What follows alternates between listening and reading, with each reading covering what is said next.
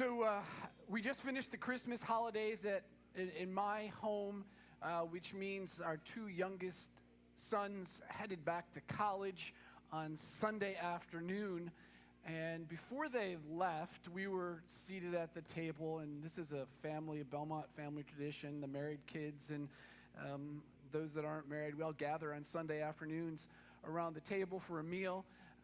And there was a conversation that we were having with one of our college-age sons that was just talking about relationships and friends and whatever. And he said, well, let me just show you a picture, as he was trying to tell us about his different friend group and the things that they do together. And so he showed us this picture. So and he started to explain, this is Brad and this is Lily and this is, and going through who each of these people are and why they're his friends and what they do together. And as I looked at the picture, the first, I don't know, maybe I'll just do it like this. What do you notice in the picture? What's that? Baseball game. Yeah, they were at a baseball game. Yep. The kid is really tall. Yes, he's a basketball player at Grove City College. 2 football players in there at Grove City. And then a bunch of girls. I don't know what they do. And you notice anything else? I'll tell you, the first thing that I noticed when I looked at this picture, mustaches. Yeah, Brock has a mustache. Yeah, you guys like to comment about that. He comes back, he has a mustache, and yeah. Anyways, the first thing I noticed about that picture, all the white shoes. Yeah, I say a bunch of people are shaking their heads. Yeah, that's what I noticed too, is the white shoes. And I'm like, the very next thing I thought was, I got to get myself a pair of white shoes. Because I don't have white shoes, right? Times are changing. Styles must be changing. They all are wearing white shoes and white socks. Yeah, I got black socks on. Back in the 1980s, I used to wear white shoes and white socks. And it was my dad who wore black socks and dress shoes with jeans. And you were like, Dad, you're just so out of it, right? But now jeans and dress shoes are pretty cool together with black socks, right? But now it's changed back.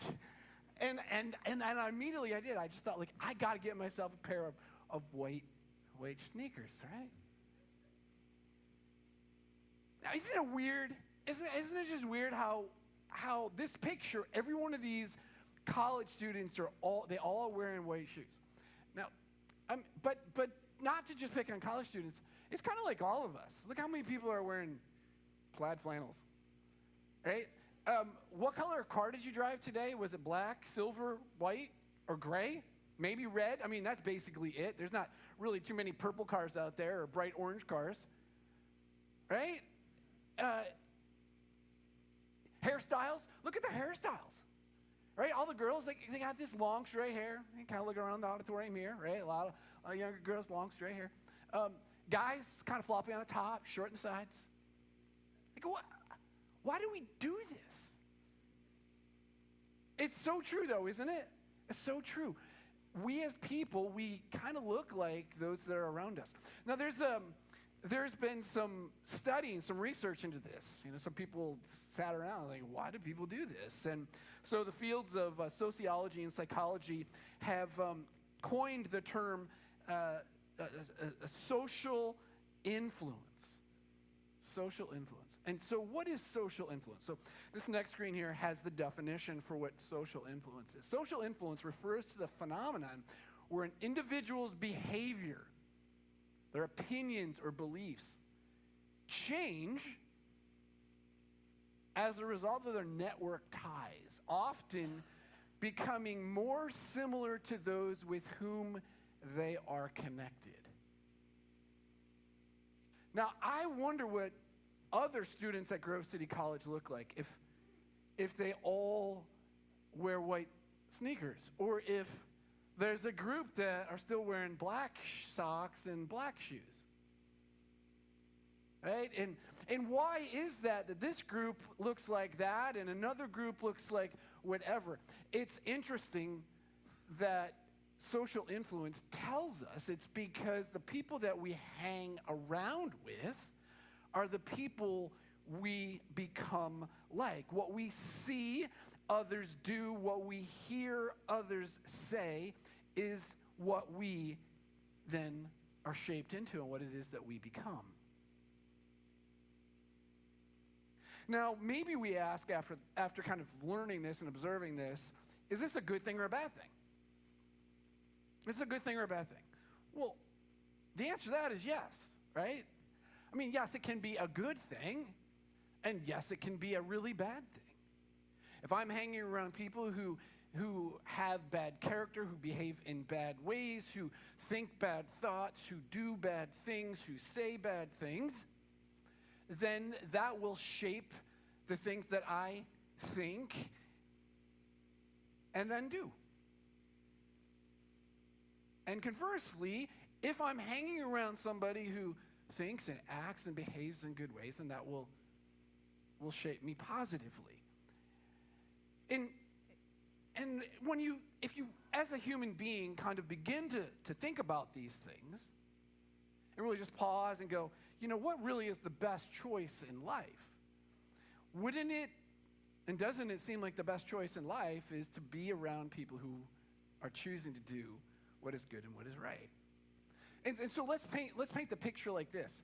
Wouldn't it be best to be hanging around a person who in the way that he or she thinks is righteous, meaning they think and they do everything that is the right way to think and to do, and they feel their emotions, their emotional responses is always righteous and right?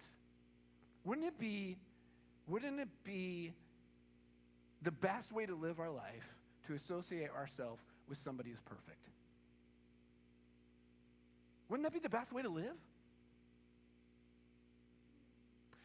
And so that then leads me to write this in my notes this week. And this is the big idea for this whole message, right? It's this idea. It's that everybody is being shaped or formed into the likeness of someone. And it's based around those that we're around, right? But only those who are being formed into the likeness of Jesus are being transformed into someone better. And so I put Jesus up there because Jesus is the standard of perfection. Some of you may not know who Jesus is, and you are just investigating him, and that's fantastic. I mentioned this last week, but in the first week of in the poll that we took, there were a number of people. There was 8 people who said they really don't know Jesus and they don't know his word, and that they're investigating, and that's fantastic.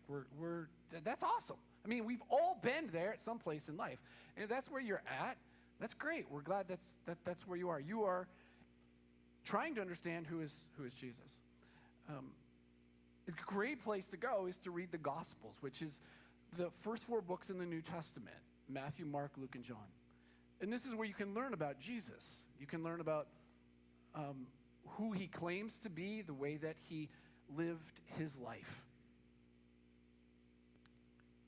Jesus, as you read the Gospels, you will see, is the standard of perfection because he is perfect in everything, in every way. Never said one thing wrong, never had one wrong response, never behaved wrong, is always perfect. And so if I'm being transformed into the likeness of Jesus, then I am being transformed into somebody who is perfect. And those kinds of people are the best kinds of people to be around, right? Even people who don't believe in Jesus, they like the things that Jesus says. They like the way that Jesus behaved. They just don't believe that he's God in flesh.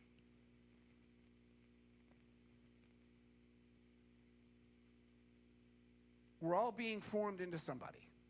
I might all be wearing white sneakers or all wearing plaid shirts or whatever the trends are, and they will change, and we will follow based on, but being transformed in the likeness of Jesus is the absolute best. Now, we're in this series, right? We started this series a couple weeks ago. We said the series title of it is Focus. Let's be fixed on our vision.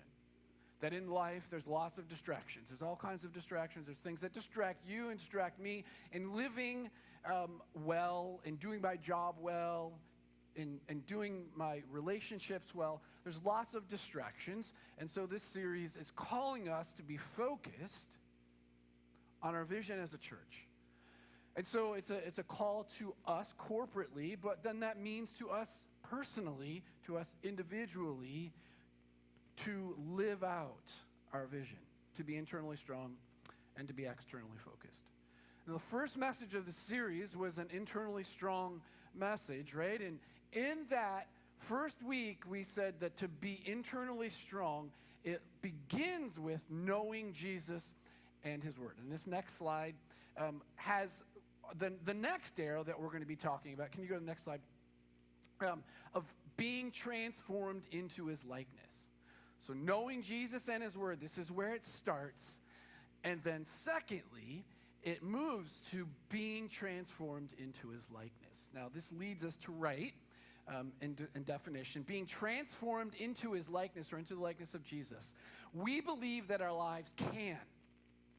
We believe our lives can and should change to become more and more like Jesus. There's lots of verses there to look up and to reflect on. It all starts with placing our faith in him, so that's knowing Jesus and his word, as placing our faith in him as the one to save and to change us. And then through these spiritual disciplines of prayer, Bible study, worship, meditation, and learning to live by the Spirit and do what he says, means obeying to what he's nudging us to do, then we will become more like Christ and be internally strong. And so this is the big idea of what it is that we're going to be talking about this morning, is to become like Jesus. Because everybody is being formed into the likeness of someone, but only those who are being transformed into the likeness of Jesus are being transformed and changed into someone better. Did you know that this is God's goal for your life? God's goal for your life is for you to become like Jesus. Repeatedly in the New Testament, many places in the New Testament, we see that concept. And so this next slide just lists a few of them for us. When you read Romans chapter 8 and you get to the end of the chapter, the famous verse is Romans 8:28. Most people have that verse memorized. But verse 29 says that those whom he predestined them to be conformed to the likeness of Christ. God has predestined before the world began for you to be formed into the likeness of Jesus Christ. That is a profound thought. God's goal for your life. Then you look at Ephesians 4:22. And in this text, Paul is arguing that we should put off the old and put on the new. It's the idea of what happens when we come to faith in Christ and then how we live out our faith. And he says, put on the new self, which is created to be like God. And in the context is Christ. Jesus is fully God. God's goal, Paul's admonition to us, is for us to put on the new, to become like Jesus. You see the idea carrying out in 2 Corinthians, again, Paul writing, saying, and we are being transformed into his likeness. We are being transformed into his likeness.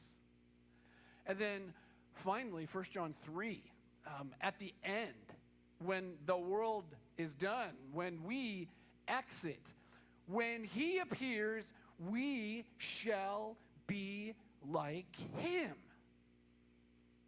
This is a very interesting theological concept, that God's goal for your life God's goal for my life is for me to become like Jesus.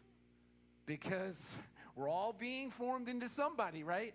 But the best person to be transformed into the likeness of is Jesus. God's goal for your life, God's goal for my life. Now we're going to spend the rest of our time this morning looking at just one of the passages of Scripture that's on the screen here. It's just one verse. And it's that verse, 2 Corinthians 3:18. So if you have your Bibles, you can turn there.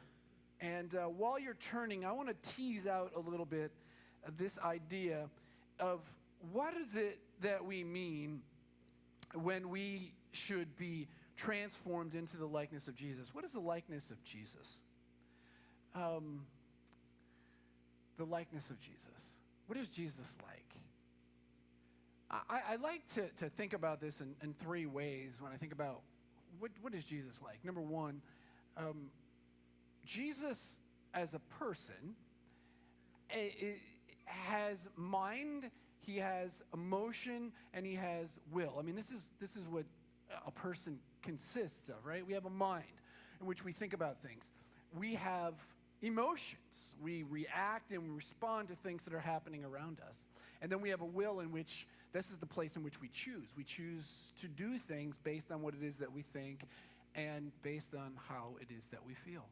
And so Jesus says to us that the greatest commandment is to love God with all of our heart, with all of our all of our mind, with all of our strength, all of our soul, right? The core of who we are. So if you think of what does it mean to be like Jesus, just think of it in those terms. To be like Jesus, the way that Jesus thinks. How is it that Jesus thinks? I mean, if you can begin to think like Jesus, then you'll be changed and transformed into the likeness of Jesus. As you think like him. Well, how do you know how to think like Jesus, or how do you know what Jesus thought? Go to the Gospels. Read the Gospels. This is where you learn what Jesus thought. And you find things like Jesus, like even if you just like started with his teachings, and you go for example to Matthew chapter 5. And the things that Jesus teaches us to think is to hunger and thirst for righteousness, or to seek first the kingdom of God. This should be my mindset. The first thing on my mind is to seek God's kingdom. Or to have this thought, to not worry about today or tomorrow. Jesus teaches me to not worry. He teaches me to not seek fame by doing my good deeds in front of other people. He teaches me to love those who hate me. Jesus has this way of thinking that is so much different than the way that the average person thinks. If I can learn to think like Jesus, then I can maybe then begin to feel the way that Jesus feels. And as you read the Gospels and think about the way that Jesus feels, when he encounters people, for example, who are on the outside, the outcasts, and they're on the outside and the outcasts for various reasons. Sometimes it's health reasons, sometimes it's for religious reasons, or racial reasons. They're on the outside, and Jesus steps into that. He always goes after those who are on the outside. He goes to them. He becomes a part of them. He interacts with them. How else does Jesus feel? I think about how Jesus looked over the city of Jerusalem, and he internally just felt hurt and pain and sadness because they were like a sheep. They were like sheep without a shepherd. I think of how Jesus felt when he saw Lazarus in the tomb. He grieved. He cried. I mean, Jesus had he had these feelings, his mind and his emotions, and then he had this behavior, right?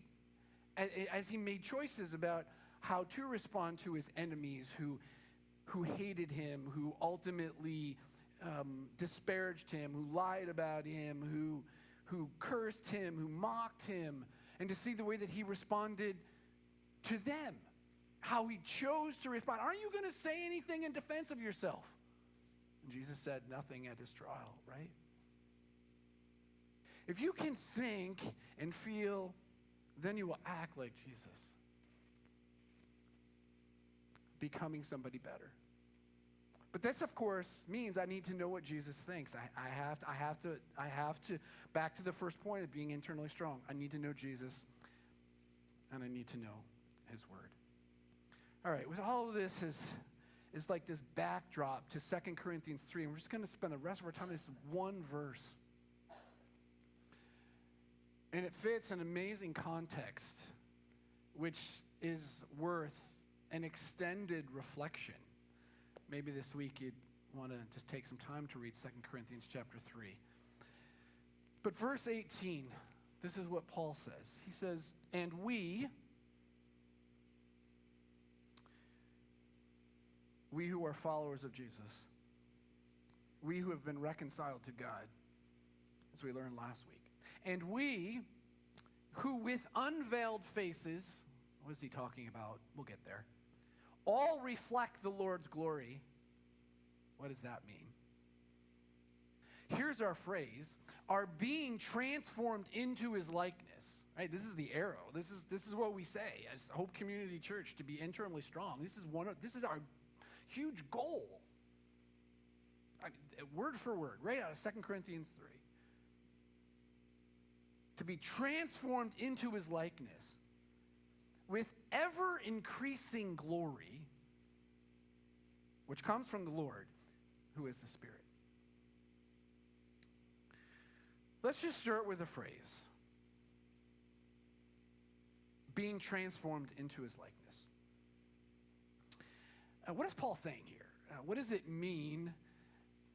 What do the words mean? What is he getting at? And it's pretty simple. I think most of us probably have the general concept. But to be transformed, what is that? That word transformed comes from the Greek word metamorpho, which sounds like metamorphosis, right? Which is our English word, metamorphosis. And when you think of metamorphosis, most people, the illustration that comes to mind, or where we see metamorphosis happening, is in the monarch caterpillar, right? So the monarch caterpillar, we have this next slide here for an image of the monarch caterpillar. It's an interesting little bug. And what happens with the monarch caterpillar is that a mature female will crawl onto a milkweed and will deposit an egg. She will deposit over 400 eggs in just about 12 weeks of time. And she deposits those eggs on milkweed intentionally because it's that milkweed leaf that when her egg hatches will turn eventually into this caterpillar. So we have this caterpillar, right? And as she and he mature in life, they eventually crawl into or form around themselves this cocoon, right? This chrysalis. And so you maybe have seen one of these hanging on a milkweed plant. And so that caterpillar, somehow God has designed this thing to begin to go from this caterpillar to be able to really miraculously form this new home around itself.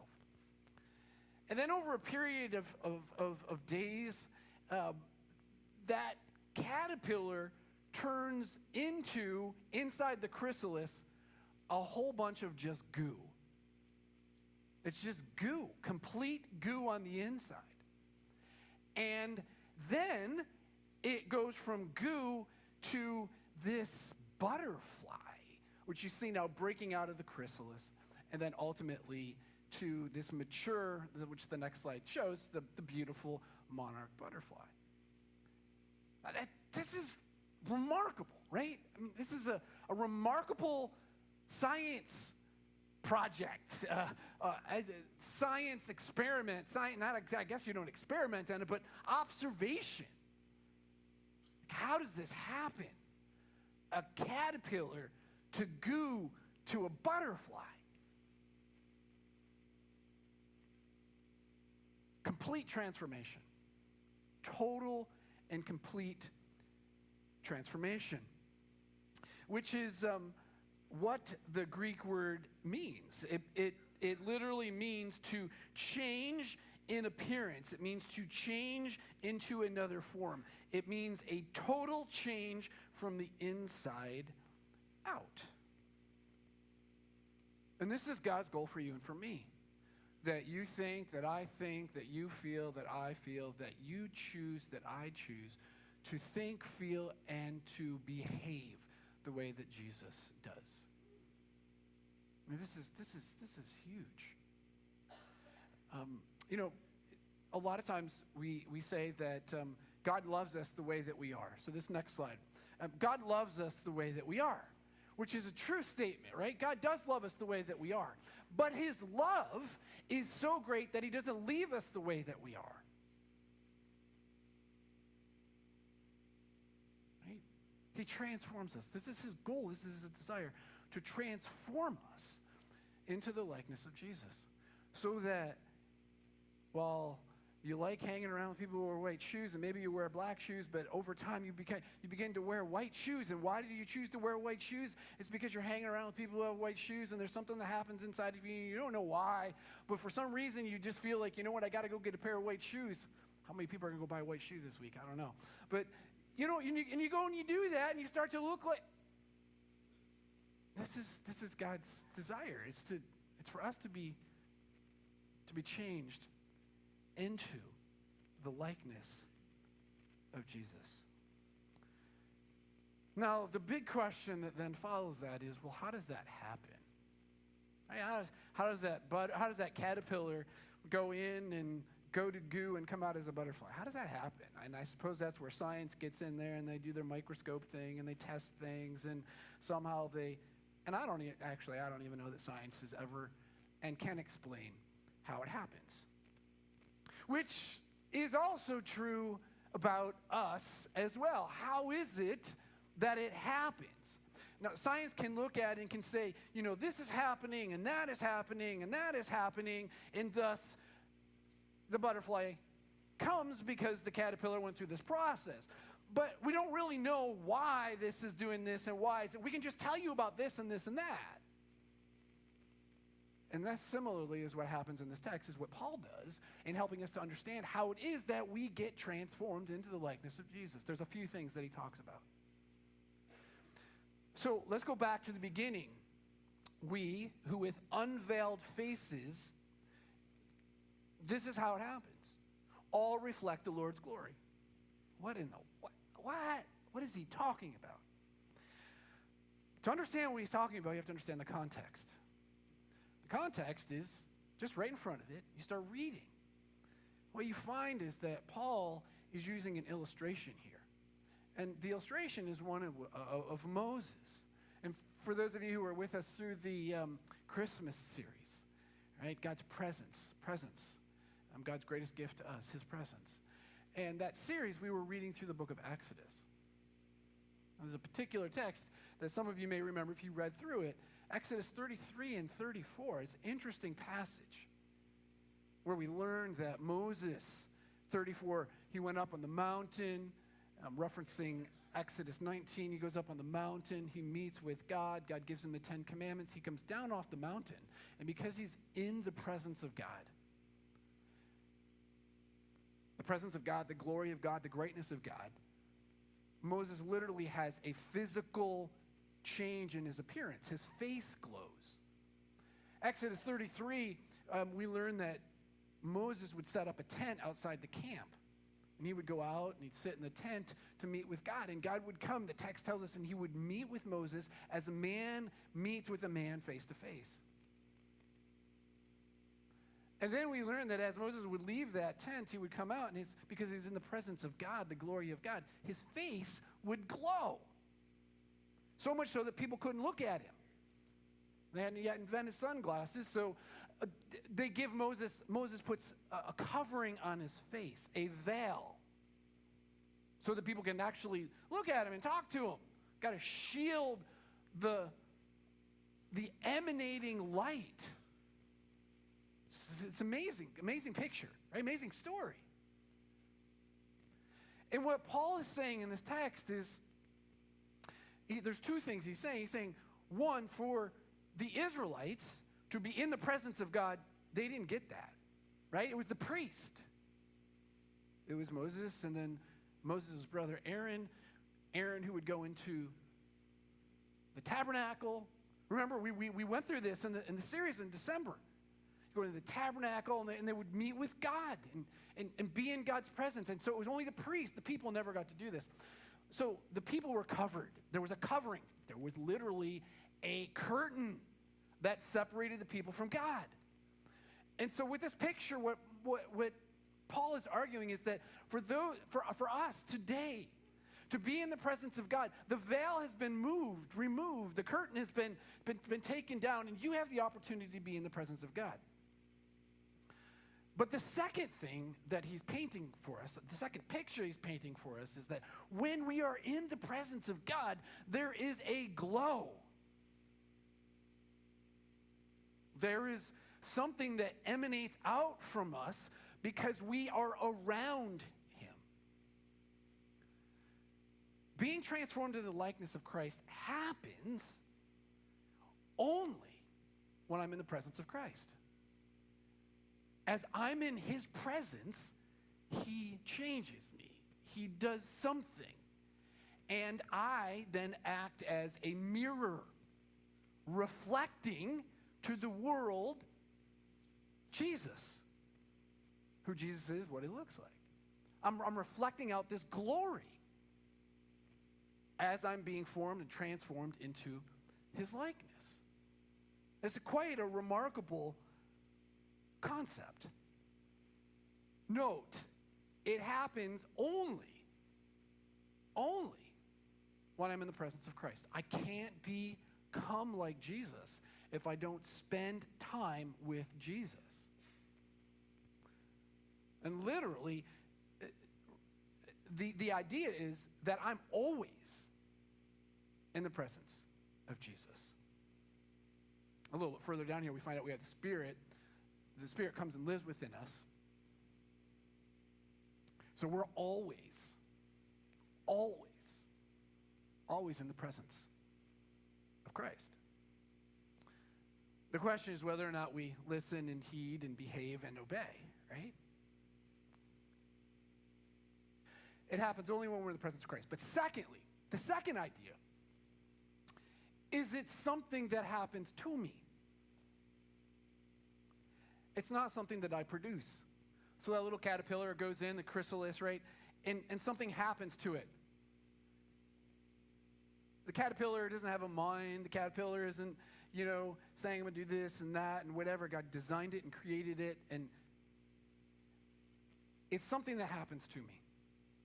I get transformed into the likeness of Jesus because Jesus does something in me. I don't make it happen. Again, remember who I am, who you are, right? We are people, and as we enter into the world as people, we enter into the world broken. We enter with a broken body. Yes, it's a baby's body, and it grows, but it enters into the world broken. I think of the fish family, right? And Henry's entrance into this world and the complexity of the brokenness of that little boy's body. I think of the Richter family. Just yesterday, we gathered here for a memorial service for Julie. Right? We as people are broken. Not only are our bodies broken, but who we are inside is broken. And so there's nothing in us that can make us become like Jesus. You don't have it in you. You can't do enough. You can't think your way to it. You can't feel your way to. You can't act your way to becoming like Jesus. It is something that he does to you. Now, where do we get this from? This idea of being transformed into his likeness and it coming from the Lord. Now, some people will take this and go, okay, I guess what that means is I don't do anything. Once I come into relationship with Jesus, I don't have to do anything. I just sit back and nothing. I don't do anything. And Jesus is just going to change me. He's going to transform me. He's going to make me into his likeness. So I'm passive, which is wrong. It's not that I just be passive. That's not biblical. No, we're called to do things. Some may take the next idea that it's performance-based. It is that all these things that I do. It's that I read my Bible. It is that I spend time praying. It is that I spend time alone. It's that I journal. It's I do all of these things, and because I'm doing all of these things, this is how it is that, and I'm going to serve people over here and help out over there, and I'm going to give here, and I'm going to be externally focused like this, and it's my performance. It's the things that I do, which is also wrong. I cannot perform my way into becoming like Jesus. So it's not being passive, it's not performing, but it's partnering. It's partnering. And this is how it works. This is the way that it goes. Right? It is the Spirit of Christ. It is Father, Son, Spirit, God triune, dwelling within you, as you are aware and as you are paying attention to, listening, heeding, reading, yes, in prayer, yes, reading his word, yes, in solitude, silence, practicing all of the disciplines, that he speaks and begins to challenge thoughts and ideas that you have, points out that this was wrong and that's not right, and this is out of place and that's not right, and this needs to change, and something then happens inside of me. So Paul argues this in Philippians chapter 2. It's another passage that's really important to study when we're talking about how it is that we get transformed to the likeness of Christ. Philippians 2, 12 to 13. Paul says this. He says, to work out your salvation as God is at work in you. Right? So work out your salvation. This feels performance, right? This is me doing, but it's not performance. But it is an invitation, and it is a challenge, and it is a responsibility. There's stuff that I need to do. I work out my salvation. I exert energy, time, effort, practicing spiritual disciplines as God is at work in me. And what's interesting is there's two terms in that text that speak about energy, the dispensing of energy and power. The first one is me doing something. The last one is something happening to me. It's the power source is God. God is the one who's changing and transforming me. The best image for this, perhaps, is the fact that we have lights here. Right? And why do we have lights? Well, we have lights because there's a bulb that's connected to whatever it is, the little the filament's a part in the bulb, to the socket, into, there's some electricians out here, right? Eventually it gets connected to wire, and the wire runs out to the big wire out here in the line, and the line runs all the way down to 3 Mile Island, right? And in 3 Mile Island, there's used to be nuclear energy, like, these atoms being split and explosions, and now it's the coal or it's water or whatever. But anyways, there's this big, huge power plant down the street, right? And that's how we have light, or how we have power here. It's this massive amount of power. But guess what? If somebody didn't turn the switch on, if somebody didn't act, it didn't matter. It wouldn't matter how much power we have. We'd have no lights. And this is the idea. Like, God is this power source, and the partnership looks like us turning on the lights. And us turning on the lights, that act is just simply practicing the disciplines. Go back to knowing Jesus and his word. And that's what we mean when we talk about knowing Jesus and his word. It's knowing everything there is to know about Jesus through all of the means and ways. So as I'm in the presence of Christ, something then happens to me to be formed into the likeness of Christ. And then the third point, and we're going to wrap this up pretty quickly here. Go to the next slide, please, Nick. It happens over time. See this with ever-increasing glory. With ever-increasing glory. It just keeps happening. It keeps happening. I keep growing and changing and thinking differently and then acting differently. So just really practically, two things. One, in the process, we need to give ourselves an immense amount of grace. Okay? So the goal is to be perfect, to be transformed into the likeness of Christ We're all being formed into the likeness of someone, right? It's best to be formed in the likeness of Christ. But that's the standard is perfection. We need to be gracious to ourselves. Why? Because not one of us is perfect, never will be perfect. We live in the broken body. We still contend with the flesh. The evil one is attempting to trip us up constantly. So we need to be gracious. And we need to recognize there's a process in which we grow. So for those of you who don't yet know Jesus, be gracious to yourself. That's okay. You haven't yet come to a place inside of embracing and fully believing that he is who he says he is. Keep studying. For those of you who have made that choice, you have become convinced that Jesus is who he says he is. And you've gotten that far, and you've committed yourself to say, you know what, I want to follow him. Maybe what this series is it's been a nudge to say, that's not enough. I need to go beyond just knowing Jesus and his word. I need to actively pursue knowing Jesus and his word. And this is where we did a survey about 1.5 years, 2 years ago, and a lot of us are there. We're at that place where we say, you know what, we know Jesus and his word, but man, we need kicked. We need to be nudged. We need to grow beyond our adolescence of our knowledge of Jesus. And we need to grow to become adults in which we really live our life saying, you know what, I'm constantly aware of the presence of God in my life, and I'm listening to him. This is the most significant and most important relationship in my life. I want to be in his presence. I want to be changed and transformed into his likeness. And so this is the process. This is where it's at, and this is what it's like. All right, worship team, come on up. As they're coming, it's just my life. This past week, I don't think I haven't said this to anybody. So this is the first time my wife's even hearing this. So this past week, I had a phone conversation, or a video call with Joel. Joel was here. Joel lives in Mexico, and Joel and I, we meet monthly on a video call just to talk about life. And I'm a mentor in his life to encourage him and help him. And there's stuff he's like, we need to talk through. And in our conversation, one of the things I was saying to Joel is, Joel, in the situation that you're dealing with, which is very hard, one of the things that you need to remember is that you can't just deliver the truth. You have to deliver the truth in grace.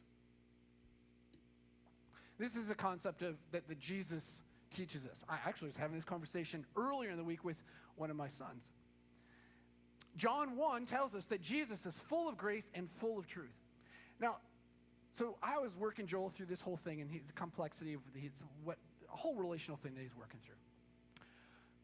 I left that conversation thinking about myself. This is how the Spirit works.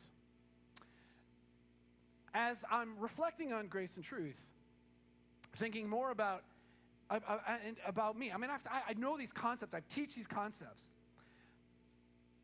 But just thinking about how my tendency, and everybody who knows me knows this, my tendency is on the truth side. I'm prophetic in nature. I'm calling out what is wrong. I'm calling to what is right and good. And the Spirit of God is saying, you know, you're just too full of truth. You need to grow in grace. And so I've been contemplating that. Like what does that then look like? And as I keep thinking about this being more grace-filled, it has a way of changing the speed and the pace within my being. And also the ways in which I look at and then talk with and interact with everybody around me. See, it's not being passive, right? It's not just saying, hey, Jesus, just whatever. It's not me being out there performing and doing all these things. Oh, I got to do all this stuff to be grace-filled. It's the Spirit of God, is me meditating and contemplating that the Spirit, like a caterpillar in goo, is changing and transforming. God is doing this in your life as your partner with him. Hope Community Church, to be internally strong, this is a must. You must pursue this with passion, being transformed into the likeness of Jesus. You are being formed in the likeness of someone. Nobody better than to be formed into the likeness of Jesus. Stand and sing with us this final song. Thank you, Kirk. Paul also tells the Philippians in that letter he wrote that he who began the good work in you is faithful to complete it, right? God is a firm foundation. He is faithful to complete this work that he has started in you. So let's proclaim it. Let's celebrate it together.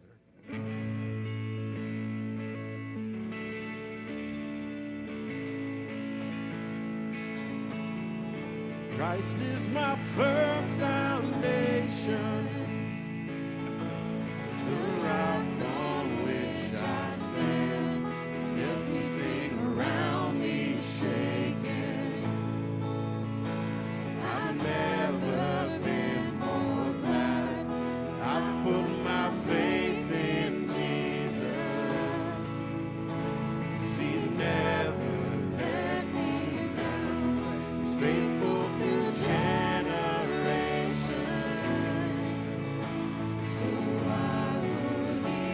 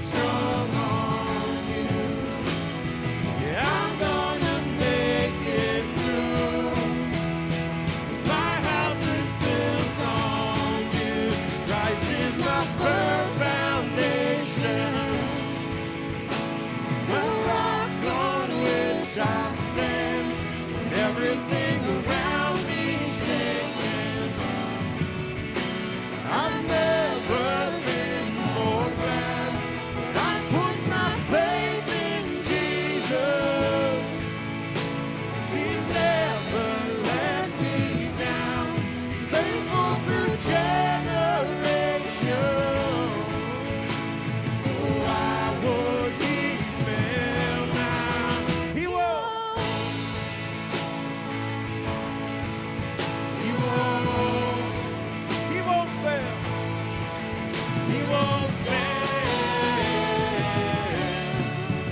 He won't fail.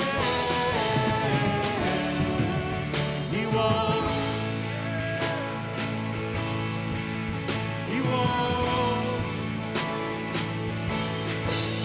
He won't fail. He won't fail. He won't. Hey, Nick, if you do me a favor, put that last slide up with the poll on it. We've been ending each message with a poll, and many of you have been filling it out. It's been interesting and helpful as you do that. I have appreciated reading what you're putting down, and several of you were helping through the process with different things. This poll today is a little bit more extended, probably take you a couple minutes to do, but you can grab your cameras, you can grab that, you can hang out here and take a minute and do this now, or you could do it later in the week. The poll is also available not just through QR code, but it's in the sign-up section on your church app. You'll be able to get the link there, so you can just go there and do that. Hopefully this becomes just a way, a tool to help you to think a little bit more deeply about the concepts that we've been talking about. So Hope Community Church Go with that goal of becoming more like Jesus. Have a great week.